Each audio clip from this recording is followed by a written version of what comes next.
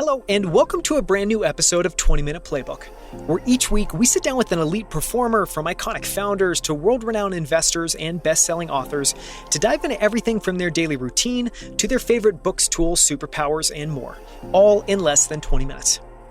I'm Daniel Scrivner, and on the show today, I sit down with Brett Goldstein, co-founder of Launchhouse, which is building a new launchpad for founders and engineers both around the world and in the metaverse. Launchhouse started as a crazy experiment where the founders rented a mansion in Tulum, Mexico for 1 month and invited a bunch of founders and engineers to come and stay with them. What they found was surprising. By focusing on human connection and having everyone live in the same house together, everyone in the program wasn't just making incredible progress on what they were building, they were making incredible friends. As you'll hear, Launchhouse quickly seized on that opportunity, and today they run launch houses for founders and hack houses for engineers in Los Angeles, New York, and the metaverse. And they're just getting started. Early Launchhouse alumni have already gone on to raise venture capital funding from top-tier firms like Sequoia, A16Z, and First Round. You can find the full show notes for this episode at outlieracademy.com/83, including links to everything we discuss. For more from Brett, you can follow him on Twitter at ThatGuyBG. You can also learn more about Launchhouse at launchhouse.co or at launch_house on Twitter. With that, it's time for 20-Minute Playbook with Brett Goldstein of Launchhouse. Brett, thank you so much for coming on 20-Minute Playbook. I'm thrilled to have you on the show.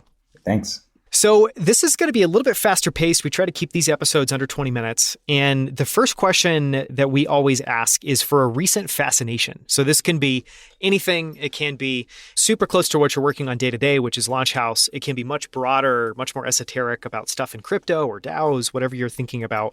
What have you been fascinated about recently? I have to say DAOs and NFTs because, of course, it's definitely been top of my mind. But I did watch a really amazing video that was explaining the dimensions, the 10 dimensions. So that was very interesting. Is that on YouTube? Yeah. Okay, I will try to find that. And in DAOs, NFTs, any projects in particular you're spending time looking at or that you're interested in or you're participating in? I'm definitely an OMI, definitely excited about Olympus DAO. It's rare to see a technology or a space or an energy that actually points to a very ambitious, exciting, crazy, brain-exploding future. And that's basically what DAOs especially kind of point to, which is like the progressive decentralization of, organizations in the world, or the back to decentralization and the financialization of everything. So it's just kind of like this nerdy wormhole to go down. Do you think there will ever be a Launchhouse DAO? No comment. No comment. We can come back to that in a future interview. When you think about your superpowers, so you're someone you've got deep experience in your background in product management. You've also spent some time in M&A. You worked at Accenture doing consulting. You've done kind of a wide range of things. And now you're spending all your time building Launchhouse. So this could be almost anything. But when you think about your superpowers, the things that you're uniquely really gifted at, what comes to mind and how do you use those things day to day in building Launchhouse? Yeah, I think the main thing is that I'm a first principles thinker. So this is important for not only diagnosing problems, coming up with strategies, communicating with people, but also managing your own emotions and things. So just the ability to ask why and be able to string two different things together is very helpful. So when I think about community, I think about religion, which is like a really obvious parallel, but not everybody is like truly applying. And then also it's like when people think about those two intersections, they don't actually think about what actually that means. Oh, Christianity is a great community. Like you should use religion to understand how to build a community. What does that actually mean? Mm-hmm. So it's like the 5 whys, that exercise. That's kind of like something I do very naturally, I would say. You touched on, or something you just said was around first principles thinker, and that helps you manage your emotions. Talk a little bit more about that, because that sounds really interesting. Yeah. So it's really funny. It's just most of our emotions are derived from things that are not super existential. So the idea is like when you're unhappy, sad, whatever, elated even, if you ask yourself why, you can often get to an answer that has nothing to do with whatever you're sad about. So you're feeling down one day and then you like look at your sleep monitor, or you realize you haven't eaten, you realize you're tired, you realize it's all physically based. And so when you can realize that, you can actually just observe and come up with better solutions for dealing with it rather than unleashing it on people around you or other unhealthy things. Yeah, it's almost like that's a way to address the symptoms as opposed to just staying focused on like, why do I feel this way? This is bad. Yeah, exactly. On the flip side, what do you feel like you've struggled with? And this could be anything. This can be organization. It can be, I don't know, a specific type of problem, specific ways of kind of working with people. What have you struggled with and how have you improved or worked around those things over time? Most people like me would probably say that. Most people who are very analytical and first principlesy may say the same thing, but I've always been biased to action, but sometimes execution is harder than it needs to be. And honestly, like the blessing of Launch House is that I have a really amazing co-founder, Michael Hauk, who is like the hardest worker, like most incredible executor I've ever seen. And so he basically picks up all of my slack and like he's just top. So that's how I deal with it. Yeah. By finding great people that can complement your strengths. Yeah, exactly. Yeah.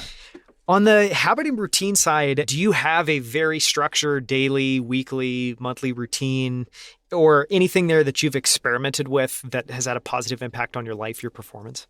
I'm sure 80% of people here say meditation, but I actually don't meditate very regularly, but I have done these silent meditation retreats. I'm sure folks have mentioned this as well, but my biggest takeaway from these is that it's not so much, damn, like meditation is really, really helpful because it is. But the takeaway is to, again, what we were talking about just earlier is like to deeply understand where feelings arise and being able to like objectively look at them in a third person. That's, I think, the biggest value of those meditation retreats. And I would say like also just learning that you are not your mind and your mind can be programmed.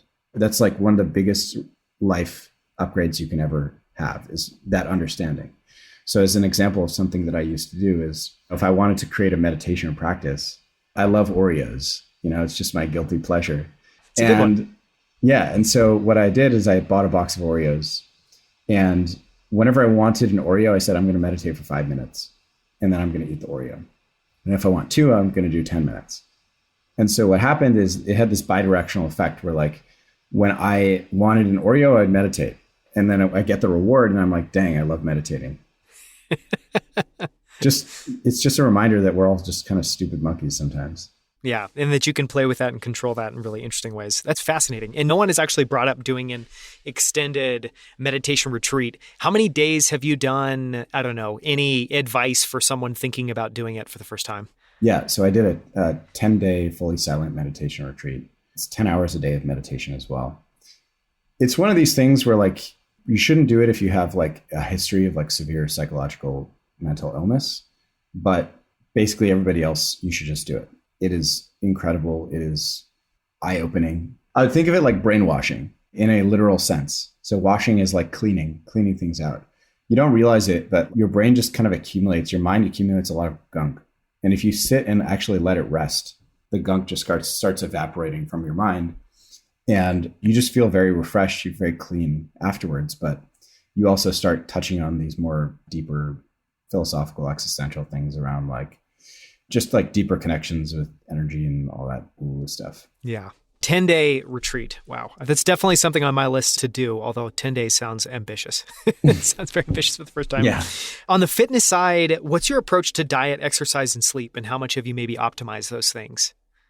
Yeah, so this is something I'm just starting to work on again now. I've gone through fits and starts, like I've ran marathons and I've been in great physical shape and not great physical shape. One thing I've done that on this front that I've kept to is I don't drink soda. I don't drink Coke or Pepsi or Sprite or anything like that.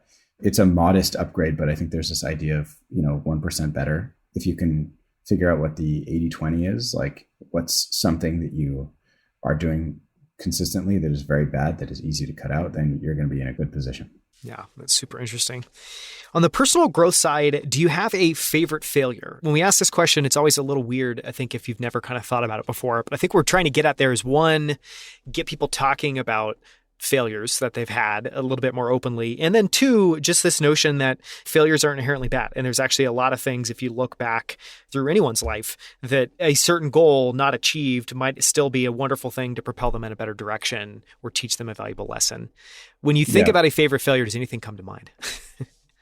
Yeah. I mean, it's not so much I failed at doing this thing, but it's in the ballpark, which is I got burnt out at Google And I went and did this like 9-month trip around the world. It was amazing. On paper, it was like a gift. It was amazing. It was like I went into Bali and I did 3 weeks of like yoga and like some music. And I went to Vietnam and I rode a motorcycle down the whole country. And I went to China, did the Trans-Siberian Railroad, hung out with nomads in Mongolia, and like went to the World Cup, saw my cousin married in the south of France, and like circumnavigated the globe multiple times, volunteered with refugees. It goes on. It was like this cinematic, beautiful adventure, but I was miserable towards the end. It was terrible. And I was just like, how can you fail at like literally doing the thing that most people are never able to do in their lives? How can you fail at being happy doing that? So I think that's honestly the biggest failure, because it's like I learned that there's a lot more to it. And so my biggest takeaway from that is that personal growth is an inward journey and an outward journey. And a lot of people travel for the wrong reasons. And travel is overrated to a degree. It is great to expose yourself to new people. It is fun to be able to finally visit that restaurant or that site that you dreamed about and stuff. And also to show yourself that you've made it, because that's actually what travel is for a lot of people. You ask people what they want. When they have infinite money, they would say, oh, I just travel. Why? Why is that? Because that's how we show ourselves that we've made it. And I think there are more ways. I think there's creating things, there's learning things, there's discovering yourself, there's the meditation, like the inward journey, there's psychedelics, there's a lot of stuff you can gift yourself that is not travel, that I think is much more rewarding from a personal growth perspective. Yeah, it's fascinating. And to reflect on that, I mean, it seems like at least the takeaway that I'm getting from that was you may be expected to go on this trip and have this big personal growth, only to realize, it makes me think of that quote, which is somewhat depressing, but I think is also incredibly true, that anywhere in the world that you travel, there you are. Like you still are that same version of yourself, even if you're literally across the globe. Was that what you took away? Was that like that dissonance you were feeling? Yeah. Definitely. One of the songs I wrote while I was traveling was called Home. And one of the lyrics was similar. It was like, man may go, but trouble stays. It's not that I was really troubled. It was just like, I was just contemplating like where I was going to go in my career and my life. And like wandering around the world was like almost an accidental distraction from it, when I felt like the most growth that I had was sitting on my ass for hours and hours and hours a day for just 10 days or reading a good book. Yeah. Well, it's super interesting. Thanks for opening up about that. On the flip side, when you think about success, what does success mean to you now? And how do you feel like that definition has changed over time? Yeah. So success is like, it needs to be defined in a context. So usually the question is about like, what is success to you? Or what is a successful life to you? Because there's a way of being a successful founder. There's a way of being a successful spouse or something like that. So for me, success, I think, it's really about two things. It's impact and it's connection. So there's putting something into the world, creating something for humanity. This is like deeply ingrained in like just what we are as animals. This is what our job is. Our job is to help progress the human race. It's like very primitive urge. And the other very primitive urge is have a deep sense of belonging and connection. This is what people think about when they're really old and they're on their deathbed. Did I do something meaningful in my life for the world? And do people love me? Yeah. It makes me think, especially on that first point, there's a great book I've been reading recently called The Good Ancestor. The book is prefaced a little bit on this idea, the inventor of the polio vaccines named Jonas Salk.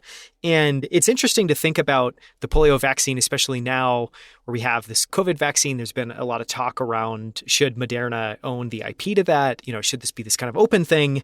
And Jonas Salk decided to make it, basically, he didn't protect any of the IP, made it something so that everyone could get access to really freely. And the way that he thought about it was his most important question he thought everyone needs to ask is, are we being good ancestors? And anyways, it just really gets to that idea of like building something for other people and building something that can be a gift, not just for yourself, but hopefully for future generations as well too. Yep.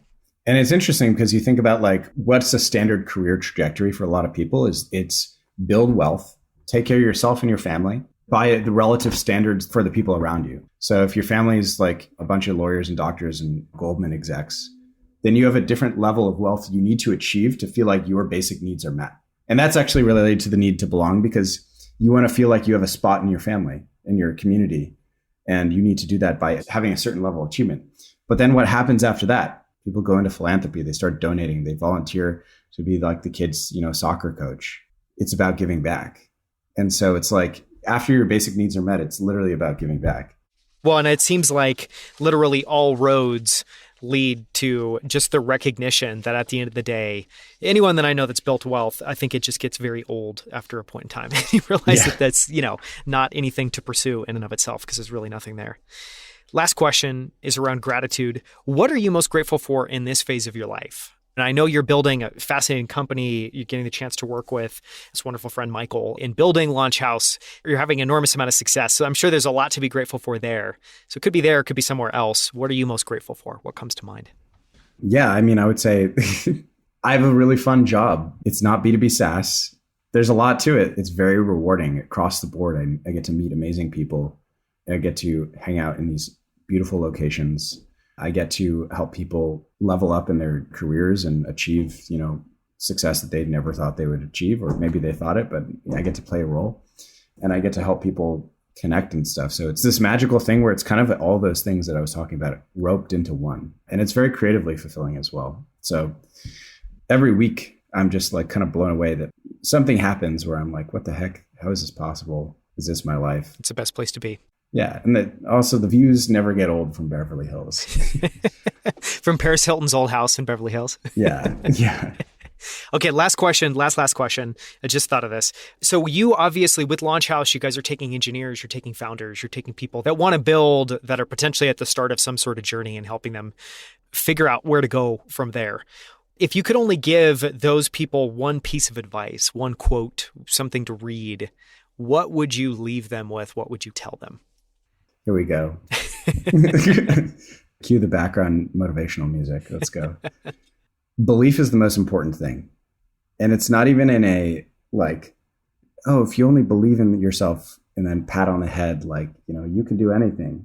It is that. It is much bigger than that. Whether you're a scientist or you're a LA spiritual healer, unanimously agree. Every great, most successful person in the world, from the religious leaders to the CEOs, they all agree that declaring what you want as if it happened, saying you will do something, is the most powerful way to actually do something. Aside from actually putting in the work, but what happens is you basically wind up changing your brain to find ways to actually make it happen if you repeat it to yourself. And what happens is you wind up believing it. So when you're pitching an investor and you believe in yourself, guess what? They're going to believe in you too. If you don't believe in yourself, guess what? They're not going to believe in you. So again, look at yourself like an animal, like a computer to be trained, and train yourself to believe in yourself, in your company, in what you're doing more than anything else. And motivational music. It's the perfect note to, to end on. So anyone listening can follow Brett on Twitter at ThatGuyBG, which was very hard to find you on Twitter. So anyways, I'm glad I can hopefully help point people to you to follow you there. And for anyone interested in Launch House, we just did a massive conversation all about what Brett and Michael are building with Launch House, which is basically an entirely new kind of reinvention of something like YC that's been around for quite a while. You can find out more information at launchhouse.co. You can also follow Launch House on Twitter at @launch_house. Thank you so much for the time, Brett. This has been awesome. Thanks. Thank you so much for listening. You can find links to everything we discussed, as well as the show notes and transcript for this episode at outlieracademy.com/83. For more from Brett Goldstein, listen to episode 80, where Brett joins me on Infinite Games and we go deep on Launch House. From the incredible origin story, to the lessons they've learned launching houses in LA, New York, and even the metaverse, to why they're building Silicon Valley as a service in the first place.